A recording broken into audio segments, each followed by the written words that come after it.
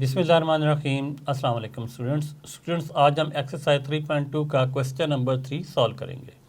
तो question number 3 है, consider the sets p is equal to bracket start x such that x is a prime number and x greater than 0 and x is equal to 20 and less than 20। यानी x वो prime numbers हैं जो 0 से greater होंगे और 20 के equal होंगे और 20 से लेस होंगे। नेक्स्ट है, q is equal to bracket start x such that x is a divisor of 210 and x is greater than 0 and x is equal to 20 and less than 20। यानी जो x के elements हैं वो 210 के divisor हैं, यानी 2 को पूरा डिवाइड करते हैं। और लेकिन उनकी लिमिट क्या है? उनकी लिमिट है कि वो 0 से बड़े होंगे और 20 के इक्वल होंगे और 20 से छोटे होंगे। फिर उसके बाद हमने फाइंड क्या करना है? Find p intersection q। अब इंटरसेक्शन का क्या मतलब होता है कि हमने p और q के कॉमन एलिमेंट्स लिखने हैं। सेकंड पे है फाइंड p यूनियन q।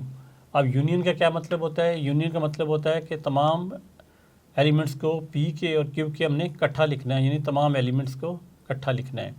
तो सबसे पहले हम p एंड q सेट को टेबुलर फॉर्म में लिखेंगे। ये जो फॉर्म लिखी हुई है ये है बिल्डर फॉर्म, हम इसकी टेबुलर फॉर्म बना लेते हैं।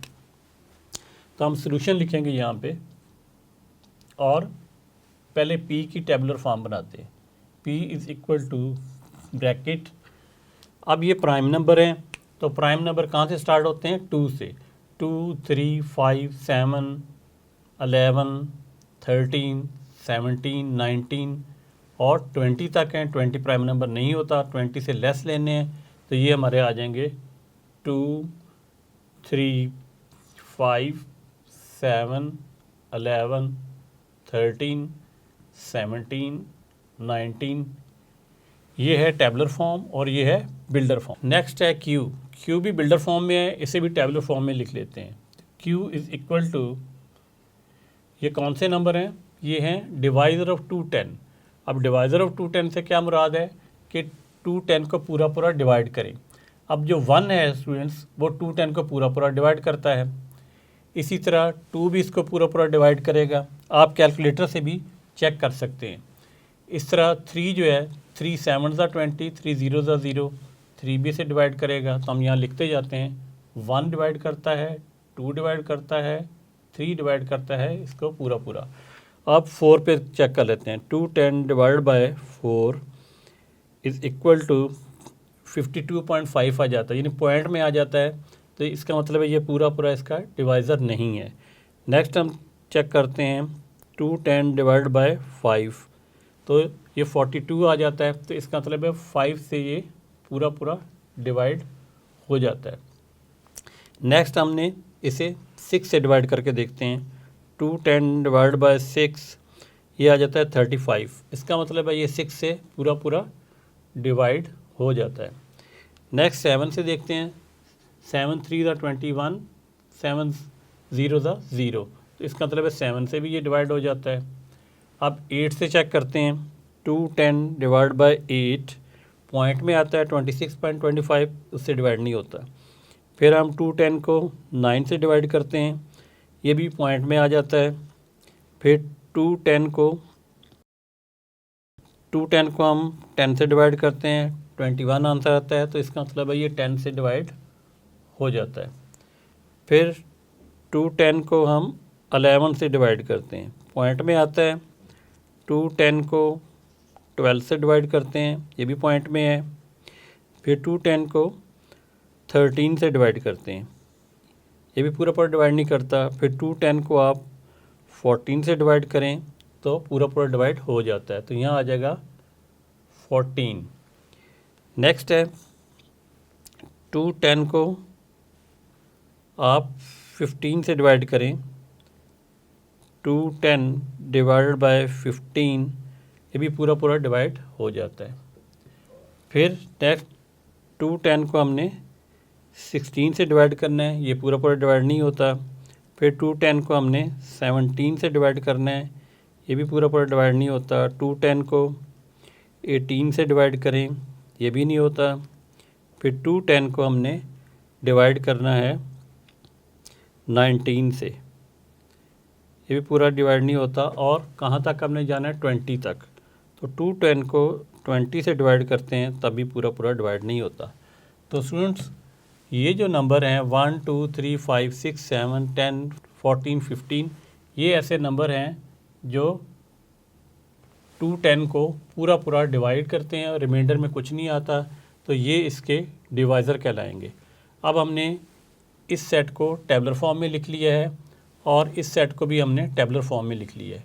अब पी और क्यू हमें मिल गए हैं, हमने इनका पहले इंटरसेक्शन फाइंड करना है, फिर हमने इनका यूनियन फाइंड करना है।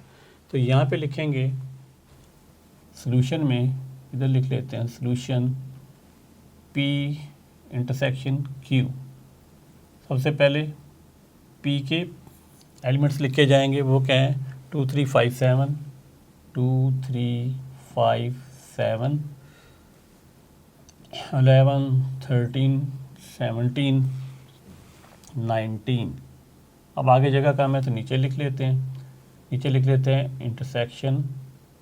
अब यहाँ पे लिखते हैं क्यू के एलिमेंट्स, वो हैं 1 2 3 5 6 7 10 14 एंड 15।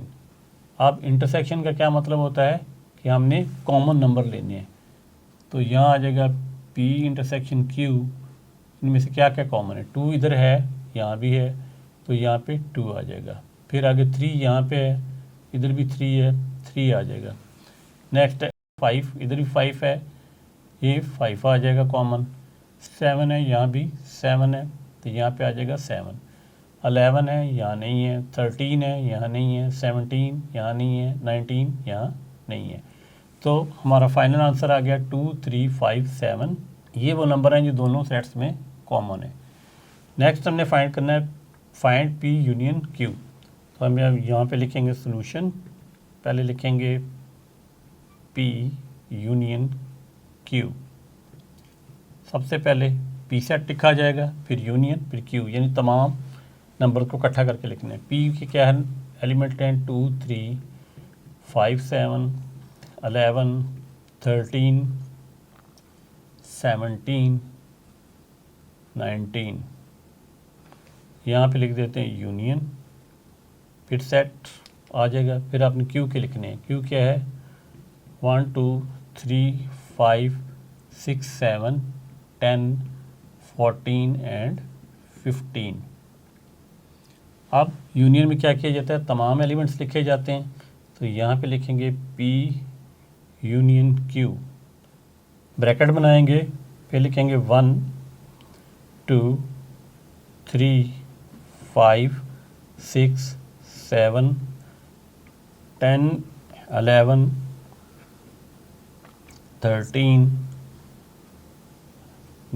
नीचे लिख लेते हैं 14 15 17 19। तो इस तरीके से ये क्वेश्चन सॉल्व हो गया। तो उम्मीद करता हूँ ये क्वेश्चन आपने अच्छे तरीके से समझ लिया होगा। नेक्स्ट लेसन में क्वेश्चन नंबर 4 के साथ दोबारा हाज़िर होंगे। तब तक के लिए अल्लाह हाफिज़।